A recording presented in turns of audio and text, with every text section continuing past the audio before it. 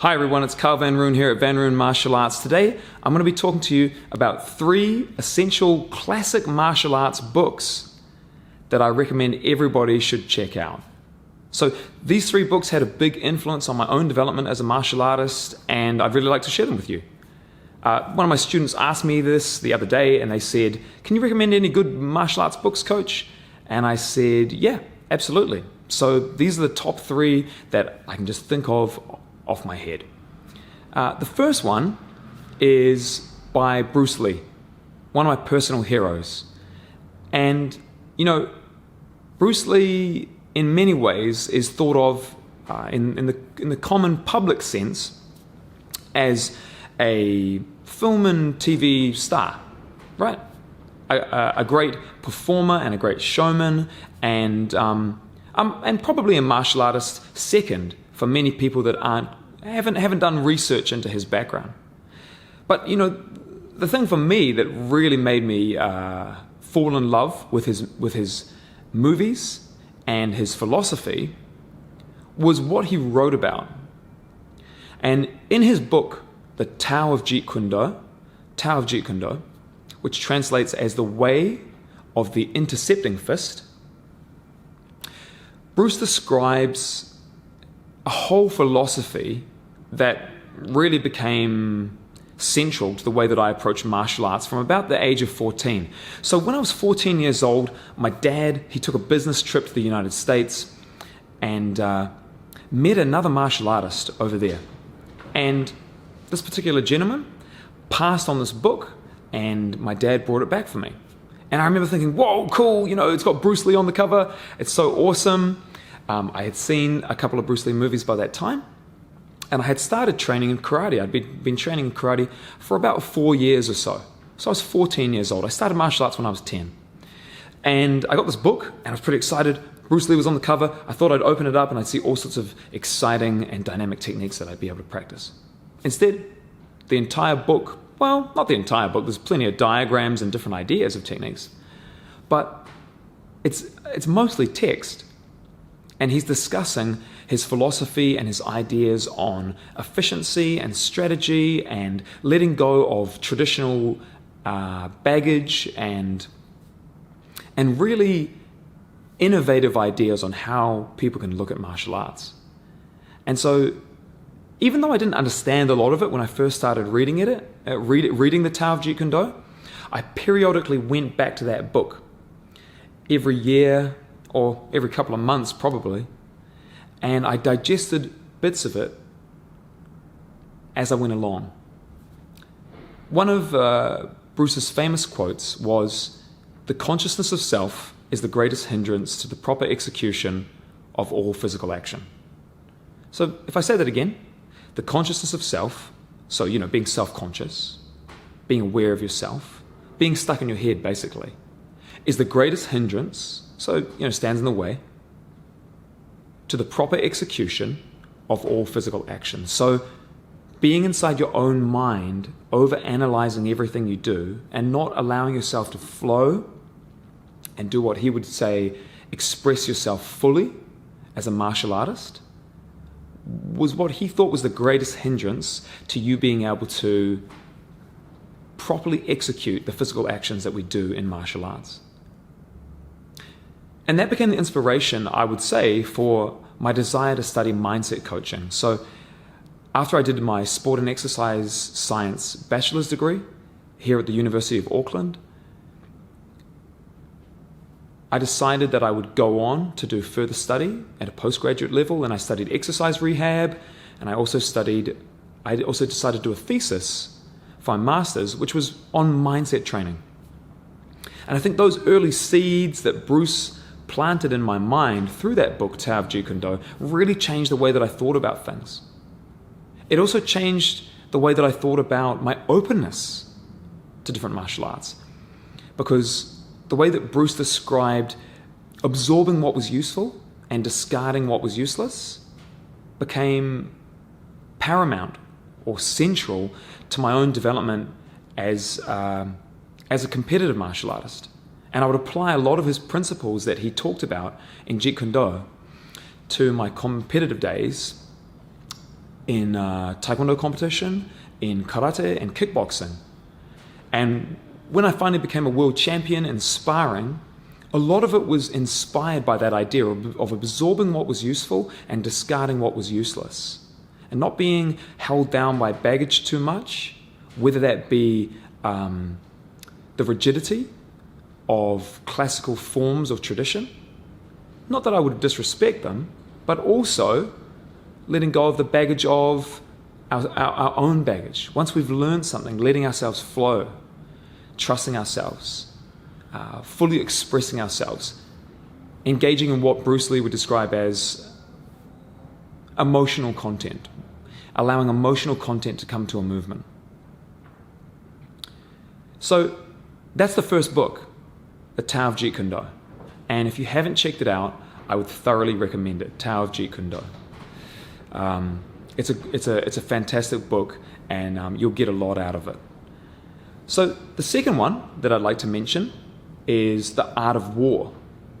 If you haven't heard of The Art of War, it was written by I'll say that again. It was written by a general in the Chinese army in the 6th century AD. His name was Sun Tzu, or I'll try to pronounce this correctly in Mandarin, Sun Tzu. And Sun Tzu basically talks about a whole range of principles that can be applied in any competitive circumstance, where you're trying to get the advantage of the opponent.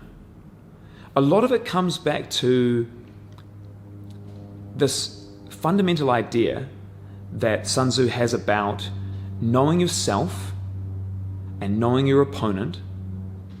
And he says that if you understand yourself and your opponent, you can be the victor of 1,000 battles.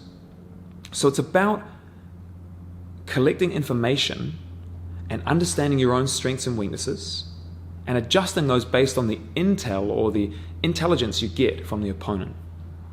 Now, in a one-on-one martial arts setting, that's pretty easy to apply, and I found that incredibly useful.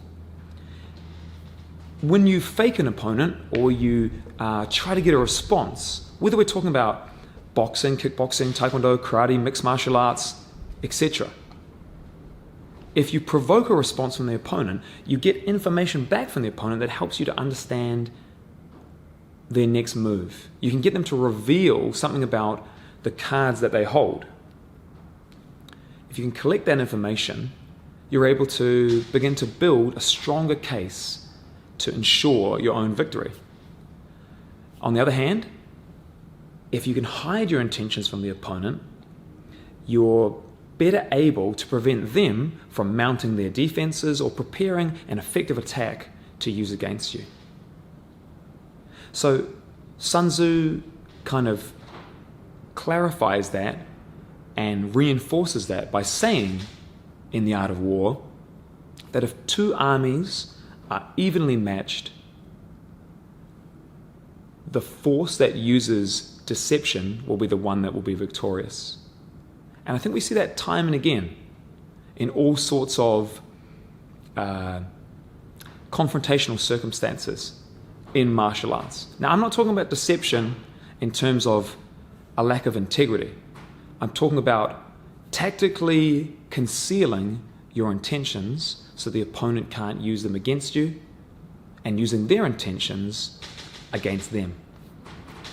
So if you haven't checked it out, Sun Tzu and The Art of War is another amazing book written almost 1,500 years ago, and it has a wealth of knowledge that can be applied not just to the martial arts and not just to one-on-one competitive confrontational physical circumstances, but can also be applied and has been applied all throughout the business world and all sorts of other endeavors. Moving on to the third book now, which arguably draws on influence from books like The Art of War. And this book is the Book of Five Rings. The Book of Five Rings. So the third book was written by Miyamoto Musashi, and it's called the Book of Five Rings. It's only a short book, and it's been translated from Japanese and was originally written by Miyamoto Musashi. And Musashi was arguably Japan's greatest samurai. He was actually what we would call a ronin. Ronin means a masterless samurai. So someone that no longer has a master or a lord to serve. He's basically a free agent. And what he did in his lifetime, according to the records that people have and legends about him too, was that he had, I believe, around 62 death matches, duels. And he never lost one of these death matches. And he basically goes on to synthesize a whole bunch of what I would say were such concentrated and essential learnings for every martial artist to understand about trying to get the upper hand in any confrontation. One of the quotes that stands out for me, and I'm paraphrasing here, is that while Musashi recommends that it's fine to be a specialist in a particular martial art, or in the way that he describes it, with a particular weapon, such as a sword or a spear or a bow and arrow, he says that a good warrior or a good martial artist should be competent and strive to master all of those elements, because there are universal principles that bind all of them. And furthermore, if you understand the expertise of each, when you encounter them, you know how to deal with them. And I think that's a sentiment that's echoed in the mixed martial arts landscape today. You know, we have specialists that are strikers, that are jiu-jitsu people, that are wrestlers, that are, have a background, have very diverse backgrounds. But everybody is in agreement that you need to have a diversity of understanding. Basically, you want to be a martial artist, a true martial artist, not a partial artist. You don't want to just stay in one little box and only explore that. So Musashi was inspirational to me in that way, as were Sun Tzu in The Art of War and Bruce Lee with his sentiments in the Tao of Jeet Kune. So folks, happy reading. I hope you really enjoy those 3 books that I've recommended today. I'm sure a lot of you have already read them, and I look forward to hearing your thoughts about what you thought about them too. If you've got other great books that you would recommend to the members and followers that we have here at the Van Roon Martial Arts channel on YouTube, then let us know. I'd be very interested to hear what you have to say too. Okay, thank you very much for tuning in. Please make sure that you subscribe and let us know what you thought of the video. Take it easy. See you again soon. Bye.